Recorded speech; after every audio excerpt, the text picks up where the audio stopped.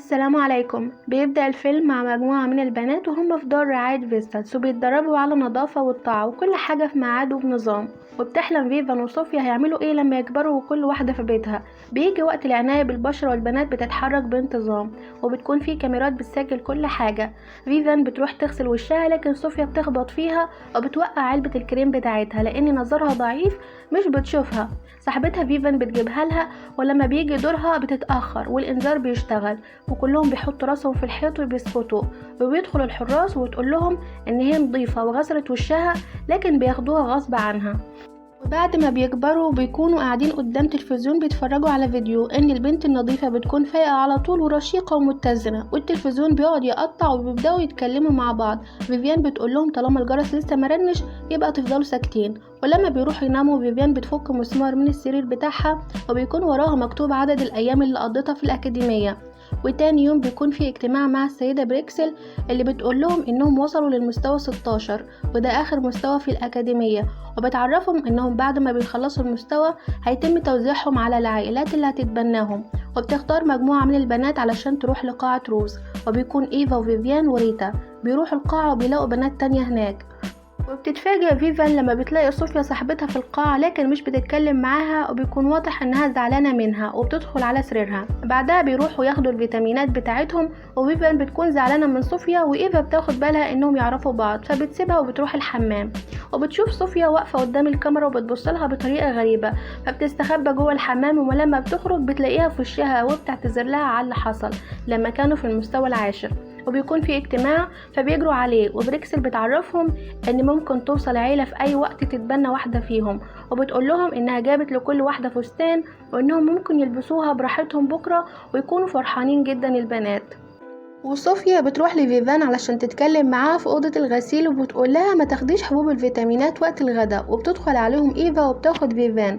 بيجي وقت حبوب الفيتامينات وبيجي دور فيفان وبتاخد الحبوب بس بتدخل الحمام ترميها وهي خايفة انها كسرت القواعد.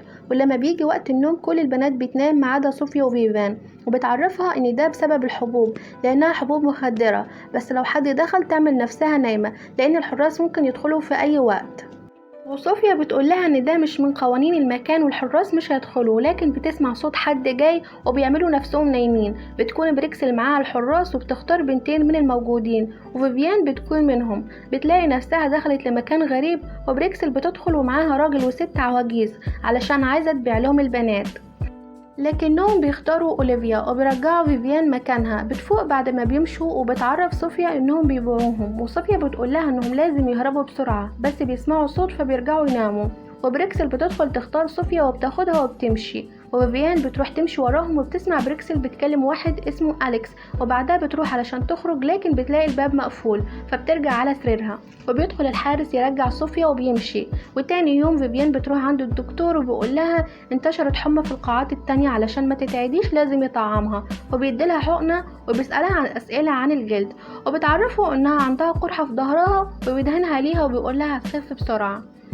وفي الليل بتروح فيفيان لصاحبتها صوفيا علشان يشوفوا خطة يعرفوا يهربوا بيها وبتروح للدكتور وبتقوله انها عاوزاه في حاجة مهمة وبتقوله في واحدة في القاعة نظرها ضعيف وعاوزة نظارة وبتقعد تفتح معاه كلام كتير ولما بيخلصوا كلام بتاخد بالها من الكارت بتاع الدكتور.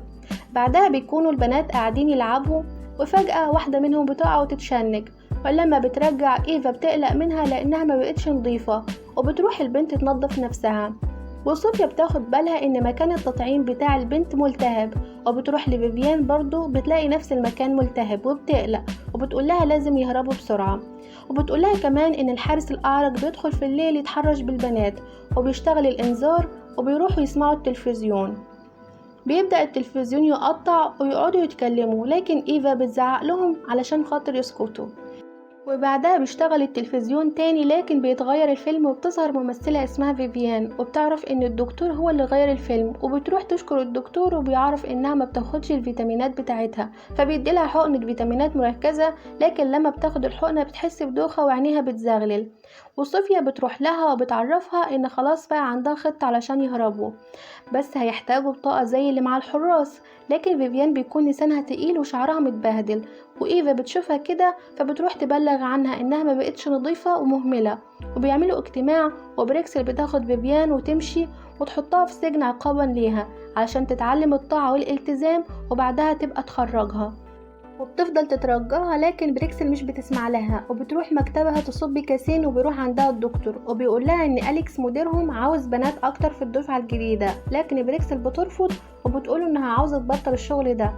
وفي الليل بيدخل الحارس علشان يتحرش بواحدة، وصوفيا بتضربه وبتهرب، لكن بيجري وراها وبيضربها، وصوفيا بتمسك المكوى وبتخبطه على وشه، وبتاخد الكارت بتاعه وبتروح لفيفيان علشان تخرجها، لكن الانذار بيشتغل وبتسيبها وبتجري على مكانها.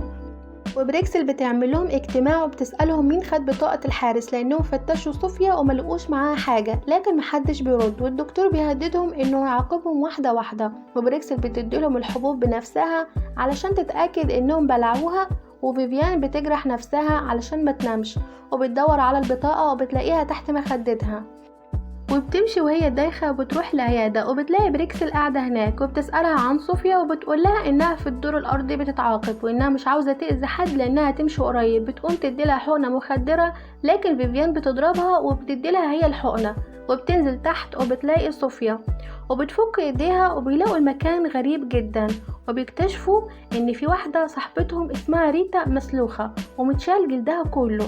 وفيفيان بتقول لصوفيا يهربوا بسرعة، لكن صوفيا بتقول لها مش هتمشي غير لما تعرف باقي البنات وتهربهم. بتروح صوفيا وفيفيان بتستناها تحت، وبتشوف فيفيان شاشة بيشتغل فيها اعلان، وبتعرف ان دي مش اكاديمية لرعايتهم وانها عيادة تجميل، وبيعملوا فيها عمليات بيغيروا فيها جلد العواجيز لجلد بنات شباب. وصوفيا بتروح تحكي للبنات اللي بيحصل، لكن مش بيصدقوها. فيفيان بتيجي ومعاها بريكسل وبتقولهم انهم مش في اكاديمية زي ما عرفوهم، وانهم سابوهم بيهتموا ببشرتهم علشان يبيعوا جلدهم وبيسلخوهم زي الحيوانات. وبريكسل بتقولهم فات الاوان، وبيشوفوا على جلدها خياطة بيعرفوا ان ده مش شكلها وانها غيرت جلدها بواحدة منهم، وبيرموها في السجن. وبعدها بيروحوا يهربوا، بس الانذار بيشتغل والحارس بيمنعهم، وفيفيان بتوقعه من فوق وبيموت. وبتروح هي وصوفيا في مكان مهجور يستخبوا، وبيروح الدكتور يتكلم مع فيفيان وبيقول لها تخرج معاه علشان يعالج صوفيا، لكن مش بترضى، فبيقول لها انه قعد 16 سنة مستني الوش ده ومش هيسيبهم بالسهولة دي. وفيفيان بتطلع مشرط وبتجرح وشها علشان تغيظه، والحراس بياخدوا الدكتور وبيقتلوه بأمر من أليكس علشان فشل في المهمة. وتاني يوم الصبح بتظهر الشرطة قدامهم وبينقذوهم وبيخرجوا معاهم وبيشوفوا الشمس والنور لأول مرة، وبيخلص الفيلم. أشوفكم الفيديو الجاي.